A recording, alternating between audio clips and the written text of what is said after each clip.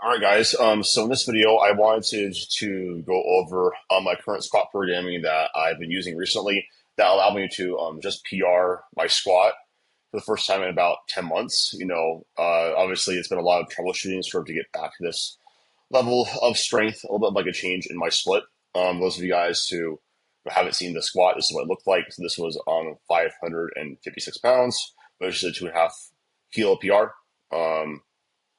So overall, very happy with the squat. I think if I was gun to my head, could have done like 5 more kilos. My ability to grind on squat is just unreal. So it was really fun having my friend Brendan out here from Michigan to be there for that, and just a really good environment with nationals being um, going on this current week. So there's been a lot of troubleshooting I've had to do with my squat and things I've had to learn with my squat programming to really get to this point. Figure out I would just lay it out. So first things first, with what I had going on for like the past year or so, with like my celiac disease, my basically I had to sort of strip back a lot of my programming to like very minimal sets and reps, and just because like I needed to sort of figure out something that I could actually recover from and progress with, because that was my big bottleneck with having celiac disease.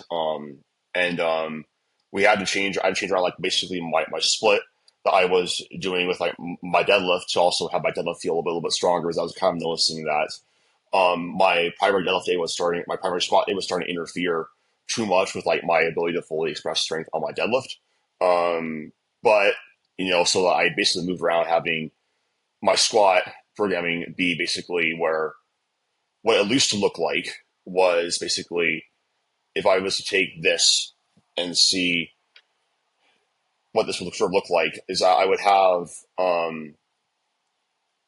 essentially this day be like where deadlift would be, and then say I would move this day to on day three, and it would look kind of just like this, where I didn't have like any sort of belt squat. But if you change around the actual layout, I did change around having essentially a little bit more of this day be like a 3x8 instead of like a 2x8. So like this was like what the old program sort of looked like.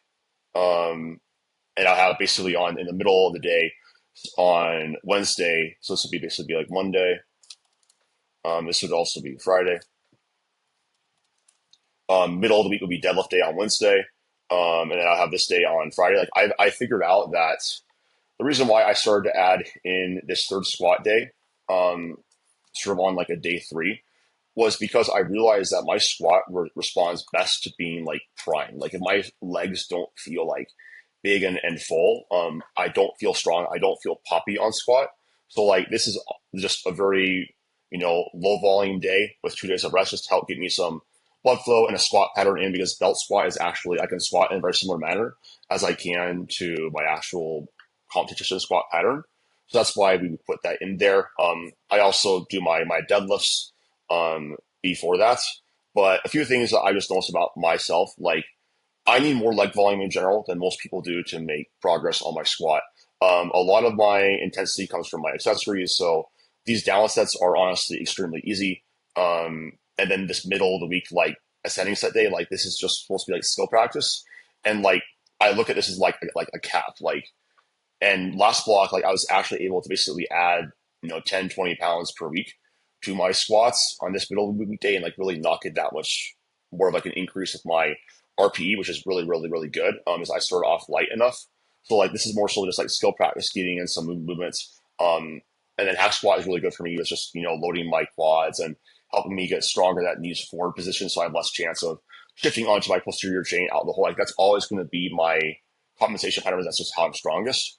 Like if you look at basically just like how I'm built with like how tall I am, how lanky I am. I squat with flats. My deadlift is extremely strong. Like I'm going to bias more towards my posterior chain, and like out the hole, and have using that to help carry me through a lot of my squat. But having these more so knees forward variations with like a half squat can be very helpful for me. As well as just some leg extensions or just lower fatigue volume work.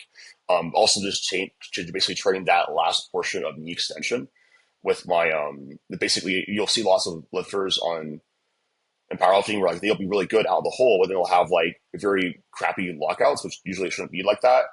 Usually, that portion for most lifters, if they get right to like that point and they can move through that sticking point, they're generally going to be home free. But they don't do any leg extensions. That terminal knee extension, which is very much based off of like your rectus femoris strength, which is basically a hip extensor, as well as basically on squat, the primary one. Um, you're going to have a really weak lockout. So having like different exercises can be helpful, but like for me, a lot of this intensity just keeping. And also one other thing that we realized too with my progression, this block I had a really big jump. If you look at essentially how I paced my progression, there was a little bit more of a pullback on that week 3. So I basically took a 22-pound jump week 1 through week 2, and then I took a 17-pound jump on week 3 to or week 2 to 3. And then a week 4 was really a how much is that? Math is difficult. Can't do that in my head.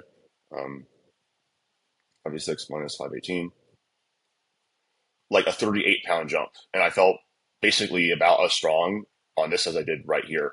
Um, so yeah, like it's just like I respond to a little bit of a bigger jump on that last week of training. And it's like if I go, let's say if I was to do like more even jumps, or say I was like, okay, I'm going to work my way backwards and make 22-pound jumps, I would feel pretty gassed after like a 534 squat going into like my week 4. And I wouldn't be able to start off like light enough on like my week 1 to like actually lower down that fatigue enough. So, basically starting off lighter, making sure it's like very light and easy, so that I can actually peak in that last week has been really important. So if you basically, what I'll do basically going forward is take the delta between where I ended up, and where I want to be, like at the very end. So say I took 479, we divide that by 556, basically a 14% jump. So really, and then I can basically say, okay, well, there's a little more of a big jump between 518 to, but basically, so let's say that, how I would use that as we say, okay, so my end of block goal is going to be like, say like 567, which like next block, it is going to be 567 because of how easy that was. So say, I do 567, and I'm like, okay, well, let's just for the sake of rounding, 0.85 below. Let's be at like a 480 squat. I did 485 this past week. And then basically what I'll do is do like 507, up that up, and then basically I had a 38-pound jump from my week 3 to my week 4. I could also probably get away with like a 44-pound jump. Let's just say 567 minus 44. I hit like, in between 523 to 529 on this day to set myself up for like this weight on week 4. And so really you can use that data going forward, really say, okay, cool, this is what worked well. And therefore I'm going to keep doing that again, as far as like low progression. As long as you have very similar outside variables, this should be very repeatable. Like if you don't have as much like consistency in your recovery, this isn't going to be as applicable. But like if you do, you could really apply this. And if you want to be the best powerlifter you can, like you should try your best to have that consistency in recovery. Then like secondary days, it just is like keeping it basically like the exact same, maybe like doing like a rep downward, like, make us like 7s and just adding like 10 pounds, maybe 15, maybe, that's about it. You don't need to make bigger, and then, adding 5 pounds to like my downsets, keeping my downsets the exact same. Like that's a very big increase in volume over like the course of like several blocks. I think that having those, like say you add 2.5 pounds, like your downsets on a bench press, every single block, you do 440 waves, like that's 30 more pounds to your bench. Like having those very small trickles upwards and that baseline intensity is going to make a really big difference with how you feel, fatigue management, and your ability to progress on that top end. As long as that top end is going up, as with that baseline slowly trickling upwards, you're getting enough stimulus in. And maybe you might increase the overall top set intensity, or sorry, the down set intensity and workload if you're noticing your top end isn't really going up and you feel like really like recover. But with how I push my accessories, I get a lot of my intensity stimulus from my accessories, and it's easier to like recover. So it also depends like programming and training style, what you can recover from. This is what is working for me. Hopefully this takes helps you guys see some trends with your training or understand like my thought process behind coaching, and problem solving. If you guys want to work with me, overcome any plateaus you're dealing with, get as strong as possible, overcome your to really just see your potential in the sport, you should download below for applying for coaching. If you guys have any questions, ask down in the comments below. Be happy to answer.